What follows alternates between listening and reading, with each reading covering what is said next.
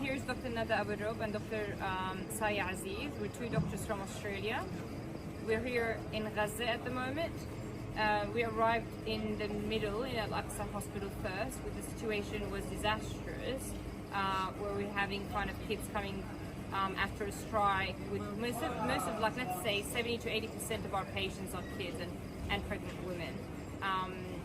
And the situation was terrible, and there was no water, no food, and people living in the hospital everywhere. It was very common for a person to be the only survival of their family.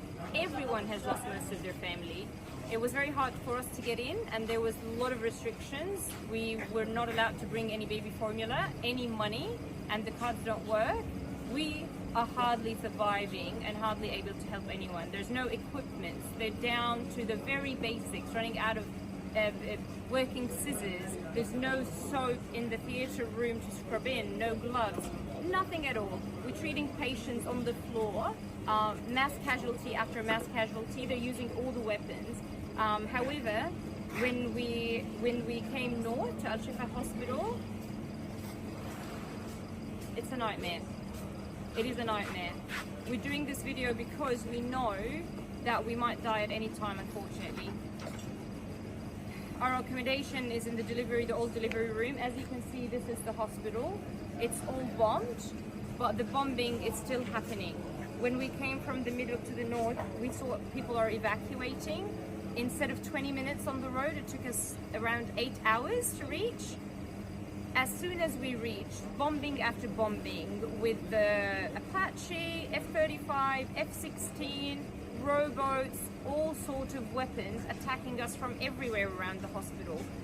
The number of patients and the number of dead bodies arriving are ridiculous. So we're just basically people dead. We have more than 1,500 people still dead under the rubble in the hospital. Today they bombed just in front of the main entrance of the hospital. 2 days ago they did the same. The issue is we leave our accommodation is an outside walking distance, so we could be at any time at that side of the bomb as an internationals. We're not even we've been told we'll be given an evacuation order. No even evacuation order as international people. So the situation here is just disastrous. I can't describe it. In the middle of the mass casualty today, there's no internet and no electricity. We're still out of Wi-Fi, so we can't communicate with our family, we can't put our picture up. And they're asking us to stay silent, otherwise our life will be in danger. What does that supposed to mean? We're just telling you what's happening. We're not allowed to show the photos because it's so traumatic and not allowed to post. But we're documenting this as part of what's happening for the future. Because someone needs to see this, someone needs to help those poor people. Most of them are just kind of people, or they're just kind of hitting things randomly. There are doctors here don't come to work because they're dead, their family members are dead, or they've been told to go to the south at least to save themselves from being killed. So anyone who stays here, they know that they will be killed and they can't come back. So the situation needs to stop. I don't know what to say, but I'm asking for help, and I know that our life is in danger too. So if the help was kind of coming from any part of the world, just can anyone be able to stop this terror and horror, please? Anyone, could you please stop it? People here had enough. We had enough. There's no word to describe. Not sure, sorry, Dr. Said. Hi, I'm Dr. Saya Aziz. I'm an anaesthetist who works in Australia, and essentially I'm in a state of shock. We're in Al-Shifa Hospital. We've been here a week. It took us 2 attempts to try and get up to the north to come to Al-Shifa, and we thought it was devastating in Shuhada Al-Aqsa Hospital, where we spent a couple of days, and we come to Al-Shifa and it is catastrophic, it's cataclysmic. I can't even begin to explain how horrific the situation is. From an anaesthetic point of view, so many simple things that should be straightforward, it's just non-existent. So we have patients walking into theatre We have patients coming in asking how their relatives are.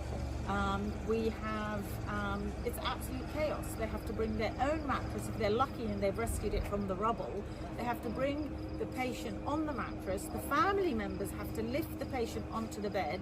The operating bed doesn't go up or down, it's broken. We essentially have no suction. There's no suction. We have to share a suction with the surgeons, and it is filthy. There's nothing to clean anything with. It's a miracle that we're getting anything done. We have started at 8 o'clock this morning, and it's about 11 o'clock at night. Now, this is us. The people from Gaza, the healthcare workers, have been working day and night. They do 48-hour shifts.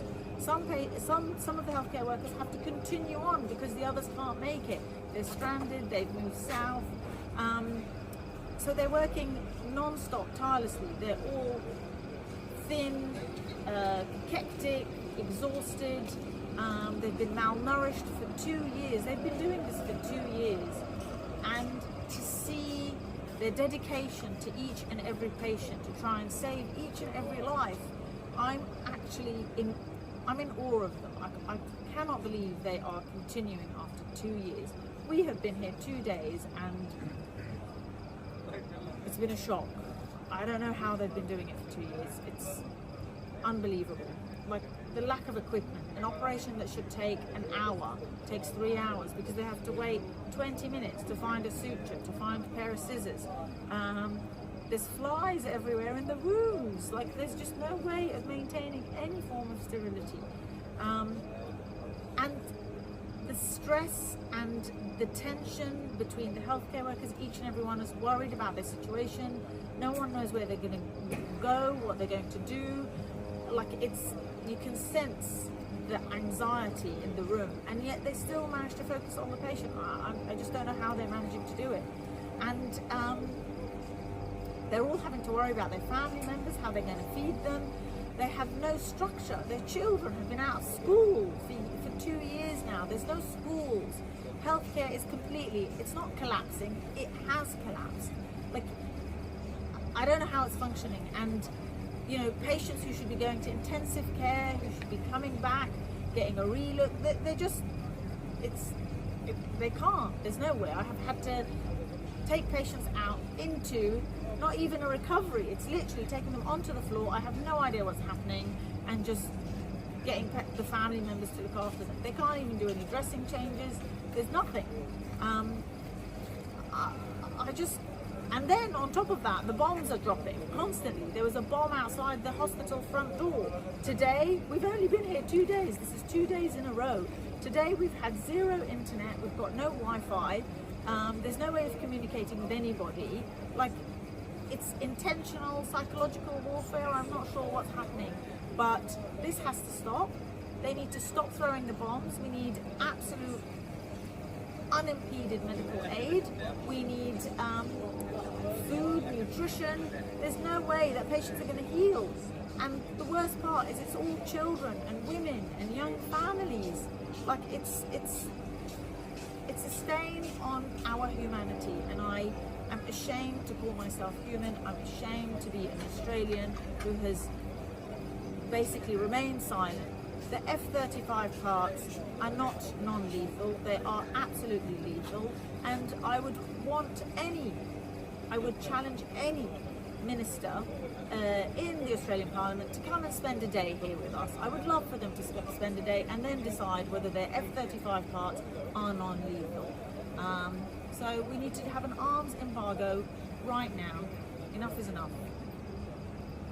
Just an example of one day today. So it's just, you know, one mass casualty. So one mass casualty, and that's, they say, the lucky one. Or, oh, you haven't seen anything yet, Dr. Nada. So at least 10 to 20 dead on arrival, or GCS3 that we can't do anything about, and we don't even have painkillers. The only thing that we have is ketamine.